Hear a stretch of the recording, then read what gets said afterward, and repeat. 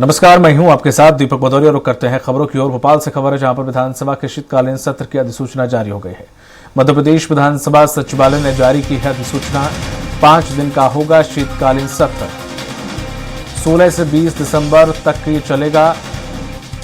सत्र के दौरान 3 नए विधेयकों को दिलाई जाएगी शपथ। विधायक जो है उन्हें शपथ दिलाई जाएगी। सत्र के दौरान राज्य सरकार के अनुपूरक बजट को भी मंजूरी दी जाएगी। अधिक जानकारी के साथ कुमार संदीप लाइव हमारे साथ जुड़ गए हैं। कुमार संदीप, 5 दिन का सत्र जिसकी तारीख निर्धारित कर दी गई है, इस सत्र में क्या कुछ रहने वाला? अनुपूरक बजट पेश होगा, इसके अलावा ऐसे कोई विधेयक हैं जो इस सत्र के दौरान पटल पर रखे जा सकते हैं? जी बिल्कुल दीपक, देखिए विधानसभा सत्र की अधिसूचना जारी हो चुकी है। शीतकालीन सत्र होगा, ये 5 दिवसीय होगा। 16 से 20 दिसंबर तक ये सत्र चलेगा और इसमें जो प्रमुख है वो अनुपूरक बजट है। चूँकि मध्य प्रदेश में लाडली बहना योजना जारी है और इसके लिए लगातार जो है सरकार कर्ज भी लेती रही है। ऐसे में लगातार अलग अलग विभागों की, जितने भी सरकार के विभाग हैं, चाहे स्वास्थ्य विभाग की बात की जाए, महिला बाल विकास विभाग की बात की जाए, शिक्षा विभाग समेत जितने सभी विभाग है, सभी से जो है सभी विभागों से वित्त विभाग ने अपने अपने जो प्रस्ताव हैं वो मांगे हैं। अपनी अपनी जो योजनाएं सभी संचालित हैं विभागों की, उनको लेकर प्रस्ताव मांगे हैं। अब इन प्रस्तावों में किस तरह से अनुपूरक बजट में राशि स्वीकृत की जाएगी, ये तो बजट सत्र अनुपूरक बजट जब आएगा उसमें इसका प्रावधान होगा। लेकिन इस दौरान सबसे अहम बात ये होगी कि अलग अलग विभागों के जो अनुपूरक बजट के दौरान विधेयक आएंगे या ध्यानाकर्षण प्रस्ताव आएंगे, स्थगन प्रस्ताव आएंगे, उनमें किस तरह से जो है सरकार उनका सामना करती है। दूसरी बात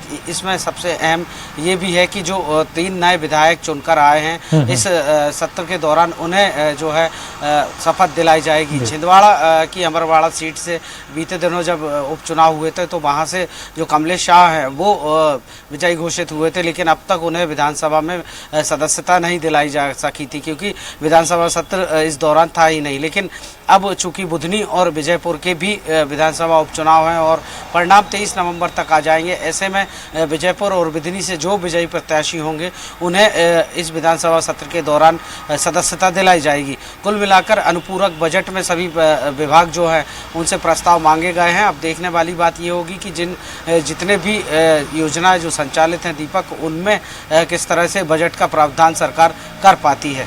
दीपक बिल्कुल सही है कुमार संदीप, क्योंकि जिस तरह से जो योजनाएं हैं जो चल रही हैं, चाहे वो लाडली बहना योजना हो, तमाम योजनाएं, तो उनका बजट अब आगे क्या कुछ आपूर्ति करने के लिए कितना बजट की जरूरत पड़ रही है। हालांकि जब ये अनुपूरक बजट आएगा तभी पता चलेगा, लेकिन क्या कुछ तैयारी है, चाहे विपक्ष की हो चाहे सत्ता पक्ष की हो, इस सत्र को लेकर? हालांकि 5 दिन ज़्यादा दिनों का सत्र नहीं है ये, फिर भी क्या कुछ विपक्ष की तैयारी है सरकार को घेरने की?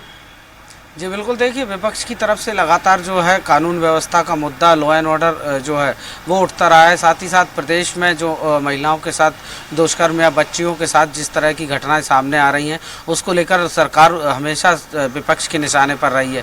इसके अलावा भ्रष्टाचार की बात अगर की जाए तो सरकार पर निशाना हमेशा विपक्षी कांग्रेस साधती रही है। तो कुल मिलाकर ये ऐसे मुद्दे होंगे जिन पर कांग्रेस पूरी तरह से सदन में सवाल जवाब सरकार से करना चाहेगी। बीते सत्र में भी देखा जाए तो सरकार पर हमलावर थी कांग्रेस और लगातार जो है वो सदन में नारेबाजी, गर्भगृह में कांग्रेस सदस्यों का आना और रोका टोकी के बीच जो है किसी तरह से बजट पास कराया गया था। लेकिन अब इस सत्र में किस तरह इसका विपक्ष का रुख होगा, क्योंकि जिस तरह से लगातार बयानबाजी, सियासत होती रही है और उपचुनाव के परिणाम भी आएंगे, ऐसे में विधानसभा सत्र जब शुरू होगा तो इन विधानसभा उपचुनावों के परिणामों का असर भी विधानसभा में देखने को मिलेगा।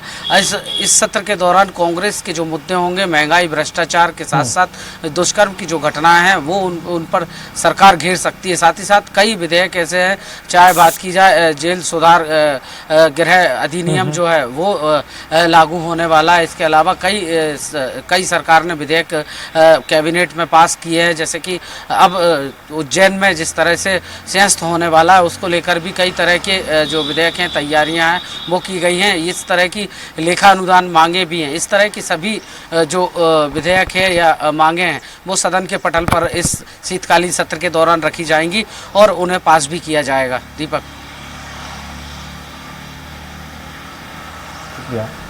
कुमार संदीप। तमाम जानकारी साझा करने के लिए शुक्रिया आपका संदीप। तो जिस तरह से अब 5 दिनों का ये सत्र रहने वाला है, शीतकालीन सत्र, ऐसे में अनुपूरक बजट पेश होगा। साथ ही साथ कई मुद्दे हैं जो कि गरमाए हुए हैं इस वक्त। उन मुद्दों को लेकर विपक्ष जो है वो सत्ता पक्ष को घेरने की कोशिश करेगी।